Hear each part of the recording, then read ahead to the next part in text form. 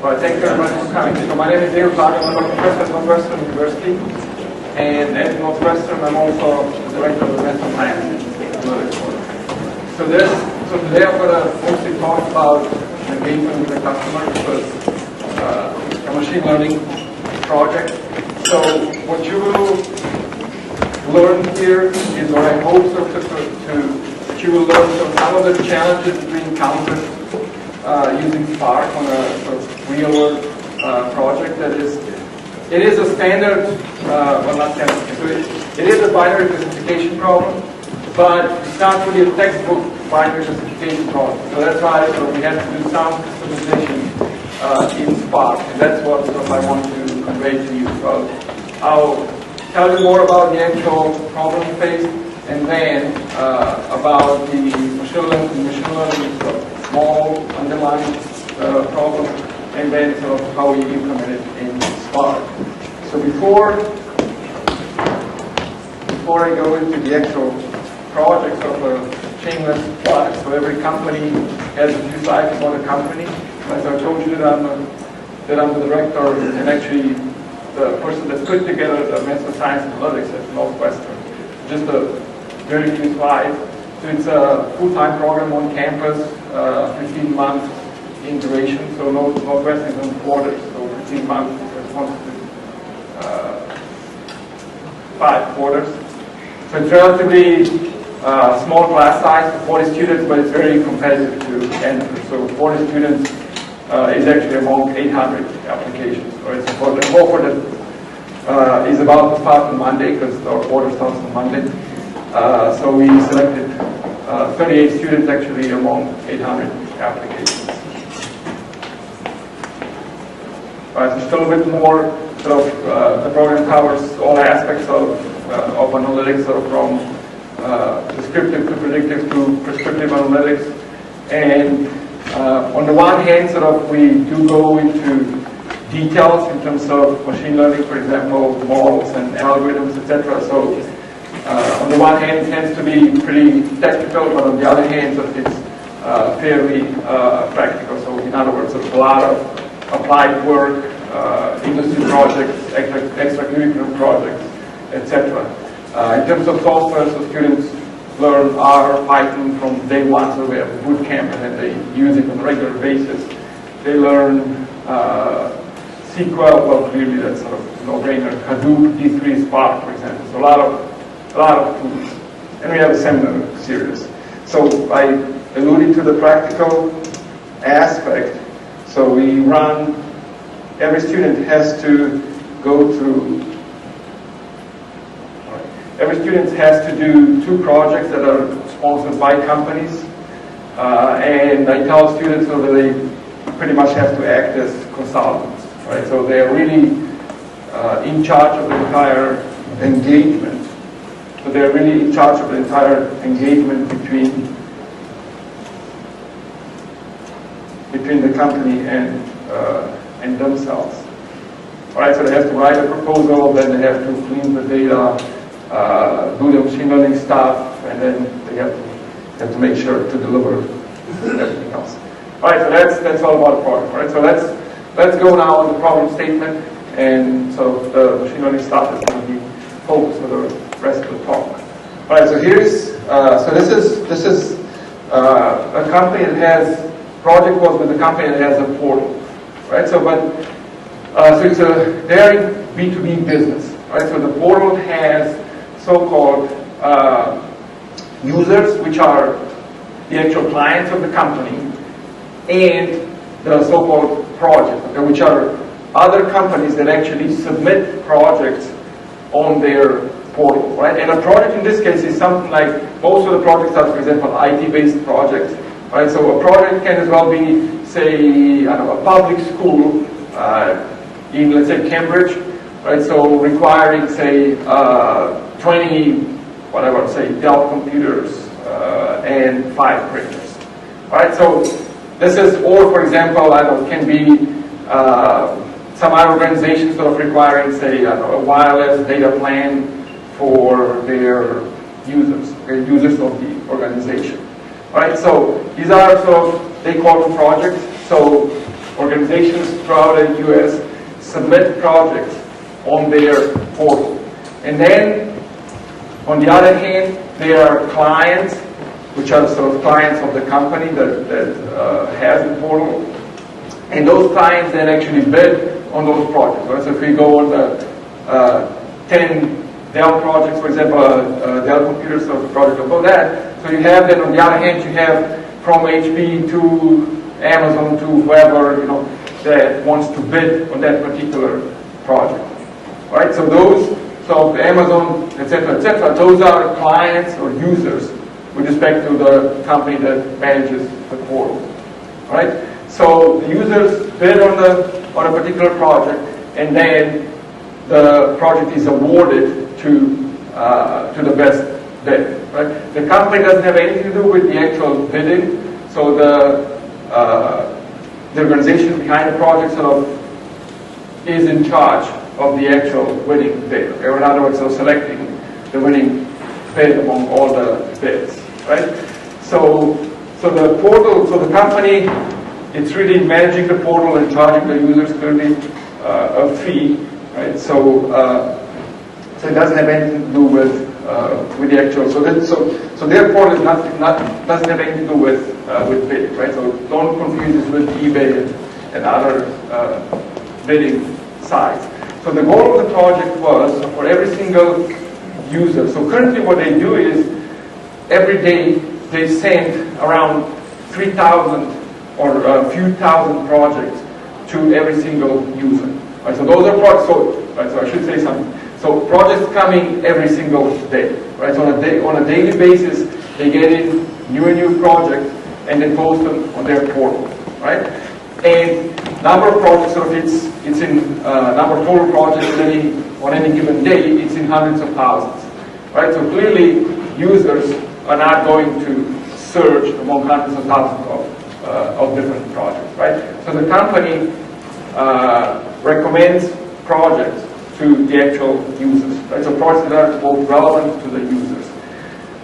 Well, the biggest worry of the company, or the biggest concern, was that they were sending in the past, up until they engaged with us, they were sending thousands of different projects to every single user, right? So they were a little bit smart in the sense that instead of sending all new projects, which we're talking about some tens of thousands of new projects on a given day, they were sending a few thousand, right? Now, imagine so that you're a user, you log in, and now you get a recommendation of 2,000 projects. Well, it's going to turn you away, right? Or in other words, it's not going to be really the best possible experience. All right? So the way they currently recommend those few thousand projects is based on query terms of the users, historical query terms of the users. Right? So they use historical query terms, and then they essentially just return back all new projects that fit the keywords that were used in each query. Okay, and as I alluded earlier, that amounts to way too many projects that they then send by email to the actual client, right? And then sort of clients can search for a project based on, for example, location, tag, category, etc. So there are attributes of projects where they can search on. All right, so our goal was to design a recommendation engine that recommends only sort of a few projects, or maybe 50, 100 projects, or ideally even 10. Right, so somewhere sort of 10 to 100 projects to every single individual user. And those recommended projects, clearly, they should be tailored only to that and only that user. Right? So not sort of, the company doesn't not interested in sort of generic projects that are going to fit, say, all of the users. Right? So they want sort of really a tailored recommendation engine for one-on-one users. Right? So what is the goal? In the sense of what recommendations would be successful? Well, a success is really when the company bids on a project, right? Because so a user sees, for example, 100 projects, and he or she will bid only on those projects that it's deemed by him or her to be relevant and likely to win the actual bid. Right? So the goal is then to recommend, for example, 10 projects that a user will actually bid on. So what data did we have? So we clearly have more data when it comes to the actual project. Right? So when was every single individual project published? So we have this data from the historical perspective, so from last year, as well as projects that are coming in on a day-by-day basis. Right? So for every project, so the most important things are when was the project published, right? So this applies sort of more on historical projects. When was the bidding closed, right? So the deadline of every single bidding process of every single project, and then and then for every single project we have a lot of attributes, right? So we're talking about thousands of different attributes for projects, right? What did we have on the user side? We said we had a company name of a user, and this is important because this makes it a little bit, or this is the first aspect that doesn't make this sort of traditional machine learning problem. So every user belongs to a company. So say a company such as Dell, all right, so they're going to have in their portal, they're going to have 10 to 20 users. And the goal of recommended projects is not really that user X bids on the project, but the goal is really that a user from the company, Dell, for example, bids on a project. All right? So they have in their portal, they have a notion of transferring a project. So if a user X is searching or is viewing some project and finds a very appealing project, but not for him, but maybe for somebody else in the company, so the user can then pass that project to a different user within the same company. Right? So the goal then is not really that the individual user will bid on the project, but that somebody from within the company is going to bid on a project. Right? So in addition to user data and company-based attributes, we clearly had the data for the last year, sort of all activities that users perform on the web portal. Right? So from clicking to what were they searching to, what project they actually sent to a different user. Another interesting aspect, and this is the next to the last bullet there, a user can actually trash a project. And essentially what it means is that project is definitely not relevant to the user, right? And the user simply deletes the project from all the projects that were available to him or her.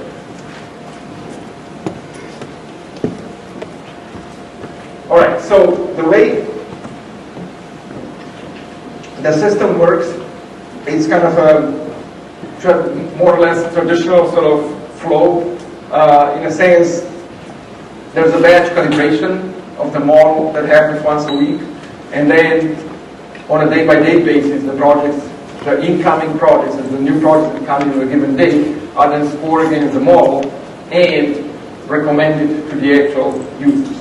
All right, so we have historical data that you see. So we actually store all this historical data in Hadoop because the number of projects is relatively large, but the total number of events is actually very large, right? So it's not an extremely large data set, so we're not talking about terabytes of data, but we're talking about a few thousands of gigabytes of data. And then creating machine learning problems, sort of if you store that in Postgres, you would have to resort to sampling, and we didn't want to go into that.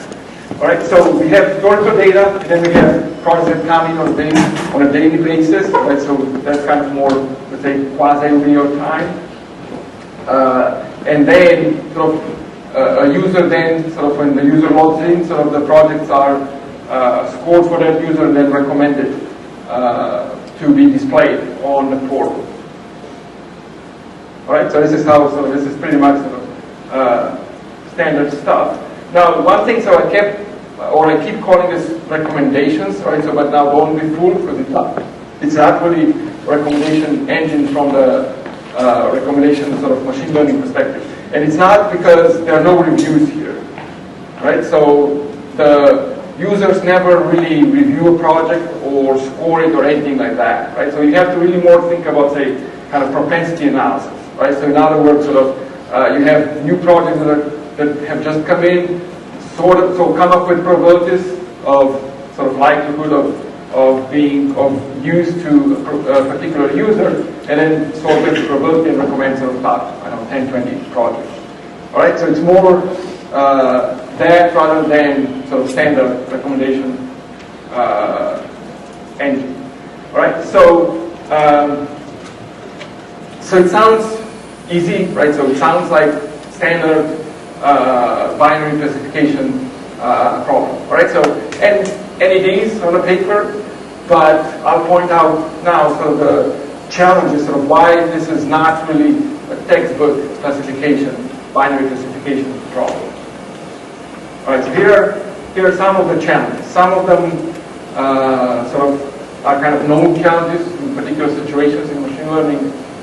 Some of them are somehow peculiar. All right, so the first challenge is that the data set is heavily imbalanced. All right, so there are hundreds of thousands of projects, and every single user clicked in the past to about 100, 200, maybe 300 projects. All right, so that means that roughly only 1% of the projects have actually been, quote, processed by every individual user. All right, so you have a huge number of projects and only a small subset of projects that actually have any kind of events associated with a user. All right, so heavily imbalanced data set. So how did we cope with that? Well, we didn't do sort of anything really extremely sophisticated. So we undersampled from the total set of all projects, right? So that's pretty standard, right? And second, we put even after we undersampled it, we still ended up with an imbalanced data set because it's essential. There were only 300 or so events, and you don't want to have just 300 projects that are labeled with one class and 300 projects that are labeled with the other class, even though you have like 200,000 projects, right? So we undersampled, but we still ended up with unbalanced data set. So at that point, we actually just simply put different weights based on a record being in one class versus another class, right? So that's pretty standard. So that kind of we combine both techniques together.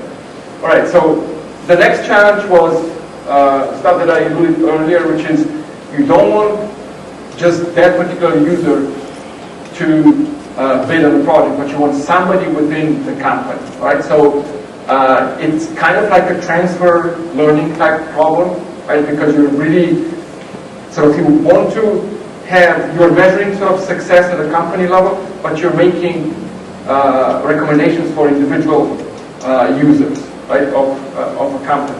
So what we've done about that is essentially we adding company level attributes to every single user, right? So the features of a user were, so we had two types of features, the user related and project related features, and then company related features.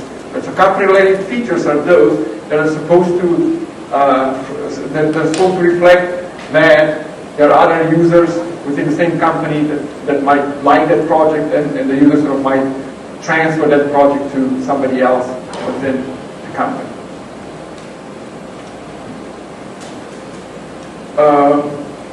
All right, so another aspect are the trashed projects or events. Right, so those are the projects that you should definitely not recommend to a user. Right, so you don't want to recommend a project that a user will then trash it, because that's going to be a really bad experience, right? And the user will definitely get a perception that the recommendation engine sort of is of no use, right? So that's not. So if you a little bit think about it, that's not like having three classes. It's not like recommend, not recommend, and kind of do not trash class. It's not really like that if you think about it, right? So you still end up with a binary problem, but you definitely don't want to misclassify the trashed projects. All right, so the way we handle that is we assign very high weight in our loss function to the trashed projects, right? So which essentially reflects the fact you don't want to misclassify them, right? So a trash project is always class 0, and if you assign it to class 1, that's really, really bad. Right? So that's how we dealt with that. The last aspect was that we have a relatively large number of features. I'm not talking about millions of features, but still we're talking about a few thousand of features for every single user. Right? So what I did not mention so far, and I hope so that it became clear, is that there's one model per user. Right? So every single user has an individual model that's actually executed, and every model has about 2,000 to 3,000 features, right? So that really implies you do want to do a feature selection process, right? And we ended up not using PCA, and the reason it's actually kind of interesting, but in a certain sense not that surprising. The management of the company, from day one, they were fixated on weights of 4 features. Right? So from day one, they started talking about, oh, we are interested in weights of how much is every single feature important to our clients. Right? So that means, for example, I don't know, category of a project. Right? So how much is that of value to our clients? Right? So location of the project, for example, California versus Massachusetts versus Illinois, for example. Right? How much is that important to a client? So if we go to PCA, then we would not really have an answer to them, because PCA is really a linear combination of features, right? We would not really have an answer for them.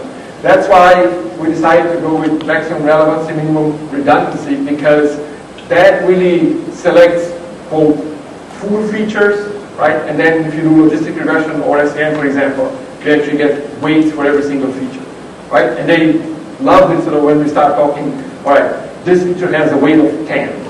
Right? So even though for them sort of 10 or 1,000 sort of, or actually for us, there's not much of a difference, but they love the fact that we were able to attach sort of some kind of weight and order for all of the features. All right, so because they wanted weight sort of, we tried SVM and logistic regression, and logistic regression actually worked a little bit better than SVM, right? So I already alluded that every single record now gets a different weight, right? So there are 2 reasons. So one, trash events, I said, they get different weight, and then the fact that the data set is imbalanced, right? But even without that, sort of, there are many events or several events that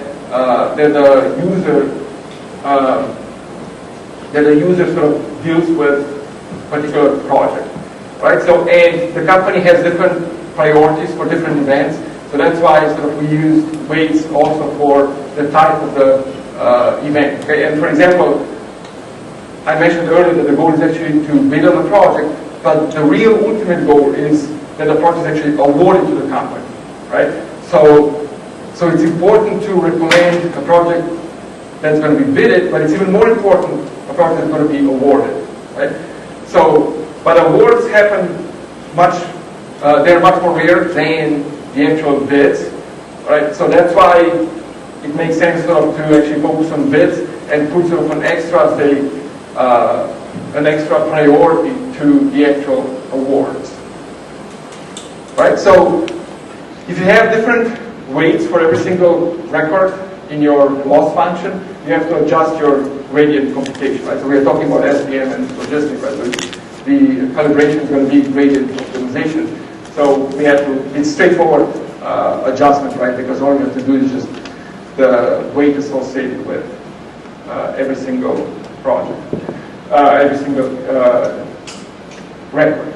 All right, so we went with Spark.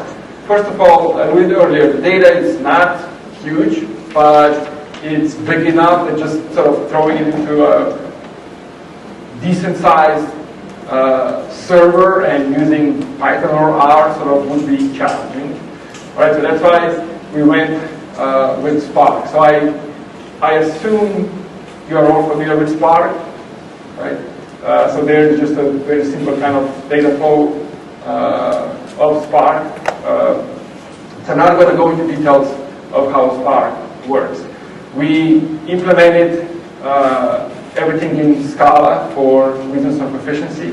All right, so we didn't. I mean, a lot of data scientists that I manage, sort of their R and Python gurus. Okay, but we went with Scala in this case, and actually, sort of, I've done quite a lot of development for this particular project in Scala. All right, so let's go into some of the challenges that we had of implementing this in Scala, and all the challenges sort of pretty much come from the fact that MLlib sort of is able to solve what I call textbook machine learning problems, and as soon as your problem doesn't fit, or it's not a textbook problem, sort of you will have to do some additional coding. Okay, and some additional coding really means sort of diving into the source code of MLlib, seeing how it works, and then making changes.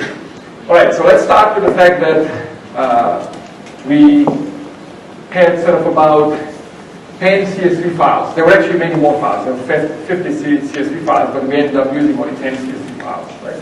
So we had to first write our own sort of generic Scala library for reading CSV files, because we didn't want to. We started writing code for reading the first CSV files, and second, and then we realized, well, we don't want to do this 10 times, okay? Because it's just going to be one big mess. Right? So we created our own sort of generic class that reads CSV files. And all, by the way, so all the changes that we've done to Spark, or not changes, additions, so they're available in GitHub. They're public. Second, we had to implement MRMR, right? Because MLlib sort of has CCA, does not have MRMR for feature selection, right? And it goes just once through the RDB of Spark, so it's relatively efficient, and it's using a lot of sort of BLAS routines. So that the MRMR implementation sort of it's fairly tedious. Okay, so there's nothing really intellectually challenging to do, because it's a sort of known algorithm, and it's not sort of from the algorithmic perspective that you can do some fancy things there. It's just sort of tedious using BLAS routines. I said that there is one model per user, right? But we didn't create that model from scratch for every single user, because a lot of the features were sort of very similar across several users. So we actually created one master feature matrix, and then for every single user, so we extracted only the relevant pieces for that particular user from the master matrix. All right, so I already mentioned that everything stuff is on GitHub. The CSV reader and MRMR algorithms are on GitHub. Having different weights for different records in your loss function was not a lot of coding, okay, but it was one of those kind of things where you have to a little bit think sort of how you're going to do it without really sort of going into Spark and completely and completely sort of making a lot of changes to the Spark code. Okay, so the way we did it, for those of you that are familiar, there is a class called label point that essentially has has vector, feature vector, and a label vector. Right. So what we've done is sort of we subclass that class. We attach sort of the record type. Right. So in our case, that was, for example, trashed or bid or award. Right. And then when in gradient computation, right, so we just casted label point to our own class and fetched the event type, and that gave us the underlying weight or gradient computation. All right, so in essence, sort of what it turns out to be is you have to customize your computation of the gradient, right? And in this case, so we just subclassed, and so at the end of the day, so it wasn't that hard, but it required a little bit of thinking of how to do this without major surgeries to MLlib. All right, so just a few words about MRMR, so for those of you not familiar with it, so, right? So the basic notion is information gains, if you read on the right column. The basic notion or idea concept behind MRMR is the notion of information gain, which is if you have two random variables, right? So information gain is essentially how much one random variable tells you, how much information does it reveal with respect to the other random variable, right? And then the concept of MRMR is really maximum redundancy, maximum relevancy, minimum redundancy.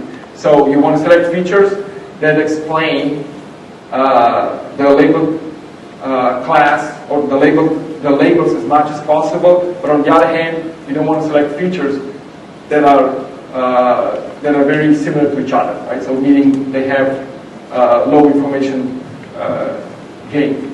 Right, so the idea of the MRMR then is essentially it's a greedy algorithm that maximizes relevancy and minimizes redundancy. Yeah, so I said earlier, sort of one pass to RDD stopping criteria was kind of the idea from the screen plots. So in other words, sort of stop when the additional information gain sort of drops below a certain threshold. All right, so evaluation and benchmarking. This was relatively standard stuff, so standard precision recall type metrics. So ROC or area under curve doesn't apply here because it's heavily balanced, like would not make any sense. So we focused on precision and recall and standard walk forward type testing. Right, so take a few months, then test it on, so calibrate your model on a few months, test it on the next month, and then move everything forward month by month. So in reality, really one would have to test this on a day-by-day basis, right? Because I said projects are coming in sort of on individual days, but we actually, from computational reasons, we've done the testing only on a month-by-month basis. All right, so this is what I wrote earlier, but the management sort of was really thrilled about seeing quote weights and wanted sort of to learn which features are the most important. All right, this is just a simple word count of the features that appeared across all users.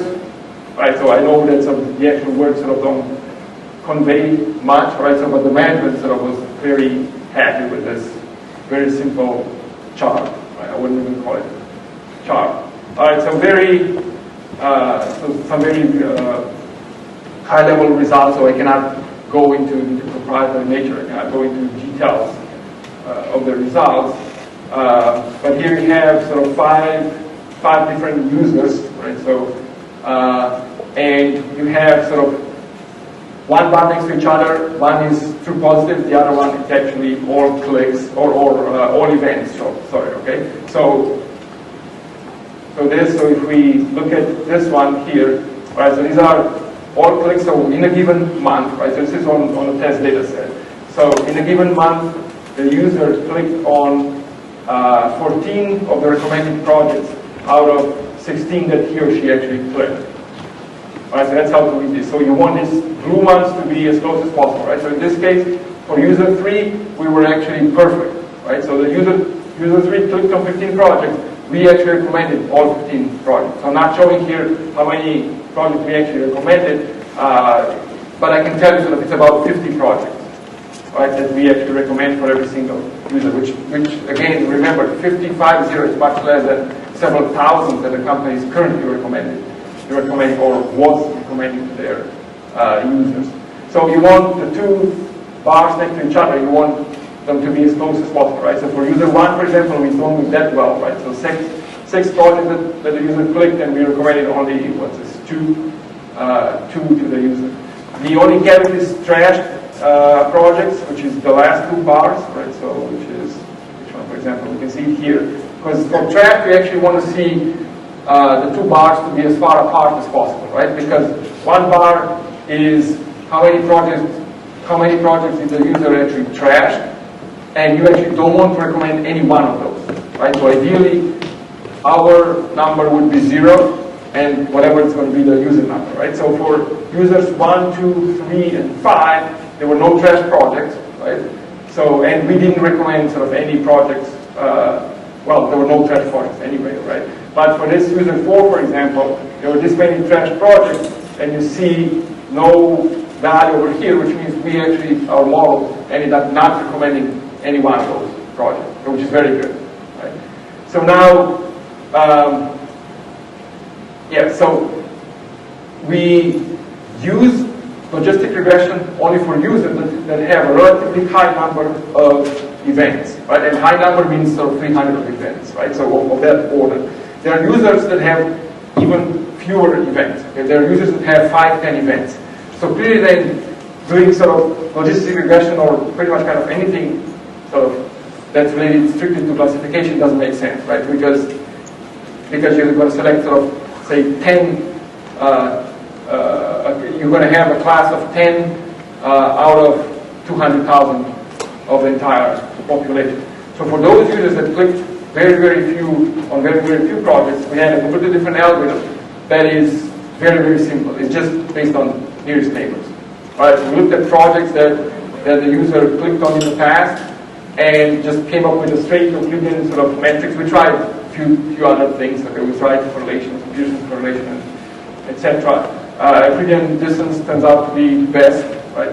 So for users that have very few clicks, so we looked at the projects that the user clicked in the past, and we select sort of, I don't remember how many now, what you see there roughly. Okay, so we have several cases of it, top 100. Okay, so we select 100 projects, 100 best projects that fit the previous projects, and we recommended those to the users.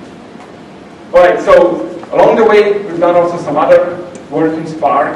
So the default MLlibs implementation of SVM and logistic regression is actually the standard stochastic gradient or limited memory BFGS. Right? This is now going a little bit on the technical side, but I'm not going to go too much technical. Okay? So that turns out to be relatively slow. So either stochastic gradient or LBFGS. So we actually developed sort of a true sort of distributed optimization algorithm on top of Spark. So we actually use something that's called as iterative parameter averaging. It's a very simple algorithm actually. So you do a one-pass gradient adjustments of every single partition in an RDP, and then we average those values, right? Which is sort of you average the weights and then you repeat, right? So one more pass through every single partition, average, etc. Right? So it's as simple as possible. It's been known. It's been observed on under MapReduce in Hadoop, so it works very well. So IPA, the iterative parameter averaging. So we implemented it in Spark, and it works much better than stochastic gradient or LBFGS, right? So you can't quite see the charts here. Okay, but these charts are on my blog, for example, so you can see them there. And again, the code is in GitHub. All right, so key takeaways. So Spark is great. All right, so I became sort of in the last 2 years roughly, I became a big fan of Spark. So I believe sort of it's very powerful. Right. So first of all, it doesn't rely on a particular code database. Right. So if you have flat files or files from Hadoop or files from relational database, the change to your code, Spark code, is going to be minimal, right? So you only need to change sort of the code connection string, and everything else is going to remain the same. Furthermore, you have concurrency sort of out of the box, all right? So you don't need to worry about that. So the code that's going to run on 10 CPUs or 10 cores, sort of the same code is going to run on a single core, right? So that's also beautiful. And second, data flow, right? So in MapReduce, if you want to have a data flow, well, it's pretty challenging, right? So especially in Java, because you can do it in big, but big again sort of has issues. So in here, so with Spark, sort of in Scala or Python for that matter, so it's just sort of writing quote regular code. So the caveat is, as I noted earlier, if you face what I call a non-textbook machine learning problem, then you will have to take a deep dive into MLlib and see how it works, and then sort of make changes so that you will be able to adapt the library or the algorithms to your own problem.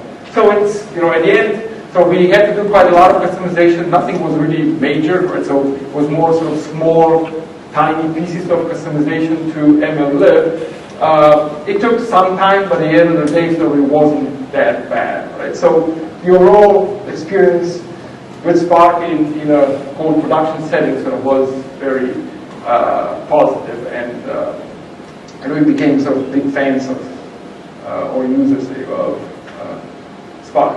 All right, so that's it. So that's my email address. So if you're interested in the program, that's the second address. My Twitter and the blog where you can find some of the, for example, you can learn details about IPA and all the other stuff, and links to the GitHub repository. Thanks for your time.